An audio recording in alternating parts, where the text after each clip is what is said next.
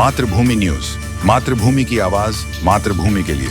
સુરત શહેરમાં પહેલા જ વરસાદે રસ્તાઓની હકીકત બહાર કાઢી દીધી છે। અનેક વિસ્તારોમાં રસ્તા ઉપર મોટા ખાડા પડતા યુથ કોંગ્રેસ દ્વારા અનોખો વિરોધ નોંધાવવામાં આવ્યો છે। વિશિષ્ટ પ્રકારના આ વિરોધમાં યુથ કોંગ્રેસના કાર્યકરો રસ્તા પર પડેલા ખાડાઓમાં ભાજપના ઝંડા ગાળીને વિરોધ વ્યક્ત કર્યો હતો। આ સાથે જ કાર્યકરોએ મોટા પાયે રસ્તા પર ઉતરીને ભાજપ વિરુદ્ધ ઉગ્ર સૂત્રોચ્ચાર કર્યા હતા। યુથ કોંગ્રેસનો આક્ષેપ છે કે શહેરના રસ્તાઓમાં ગંભીર ભ્રષ્ટાચાર થતો હોવાના કારણે કઈક મહિનાઓના જ રોડ તૂટી ગયા છે। પહેલા જ વરસાદે રસ્તાઓની હાલત નબળી કરી દીધી હતી। વિશેષ વાત એ રહી કે વિરોધ દરમિયાન ખાડાઓમાં ફૂલો પણ મૂકવામાં આવ્યા અને તેમનું નામ ભાજપ રોડ લખવામાં આવ્યું, જેને લઈને લોકોએ પણ આ અનોખા વિરોધ પ્રદર્શનની નોંધ લીધી। કોંગ્રેસના કાર્યકરો દ્વારા માંગ કરવામાં આવી છે કે રસ્તા બનાવીને એજન્સીઓ સામે તાત્કાલિક પગલાં લેવામાં આવે અને ભ્રષ્ટાચારમાં સામેલ જવાબદારને સજા આપવામાં આવે। મારું નામ સુરેશભાઈ સુહાગિયા, પૂર્વ સભ્ય નગર પ્રાથમિક શિક્ષણ સમિતિ સુરત।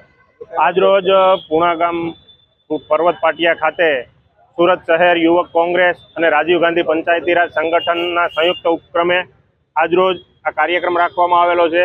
જે આ સુરત મહાનગરપાલિકાના જે ઉત્સવપ્રિય શાસકો છે એના દ્વારા છેલ્લા 15 દિવસથી જે પ્રમાણનો વરસાદ પડી રહ્યો છે અને સમગ્ર સુરત શહેરની અંદર જ્યારે રોડ રસ્તા તૂટી ગયા છે ત્યારે પોતે પણ ઉત્સવ મનાવવામાં હજી વ્યસ્ત હોય, પરંતુ આજે લોકોને તકલીફ પડી રહી છે। લોકો જે ખાડાથી ત્રાહિમામ થઈ રહ્યા છે, કારણ કે એક પણ રસ્તો અત્યારે ચાલવા લાયક નથી રહ્યો। કોઈ પણ ગાડી લઈને જાય તો ગાડી પણ ખરાબ થઈ જાય છે, લોકો ચાલી નથી શકતા એવી હાલત જ્યારે આ રોડ રસ્તાની થઈ છે, છતાં પણ આ શાસકો સુધરવાનું નામ નથી લેતા। ત્યારે આજરોજ સુરત શહેર યુવક કોંગ્રેસ અને રાજીવ ગાંધી પંચાયતી રાજ દ્વારા સંયુક્ત આ એક ખાડા મહોત્સવનું આયોજન કરવામાં આવ્યું છે। કારણ કે આ શાસકોને ઉત્સવોમાં ખબર પડે છે, કામ કરવામાં ખબર નથી પડતી। ત્યારે આ ખાડા માટેનો પણ એક અમે ખાડા મહોત્સવ નવું નજરાણું લઈને આવ્યા છીએ અને જે પ્રમાણે નરેન્દ્રભાઈએ કીધું હતું કે આ દેશની અંદર અમે આ ભારતીય જનતા પાર્ટીની સરકાર સ્પેસ ટેકનોલોજીથી રસ્તા બનાવે છે, ઇમેજ લેવામાં આવે છે, તો આ જે રસ્તા છે એની પણ આપ લોકો સેટેલાઇટથી તસવીરીઓ અને આ શાસકોને તમે મોકલો કે સ્પેસ ટેકનોલોજીથી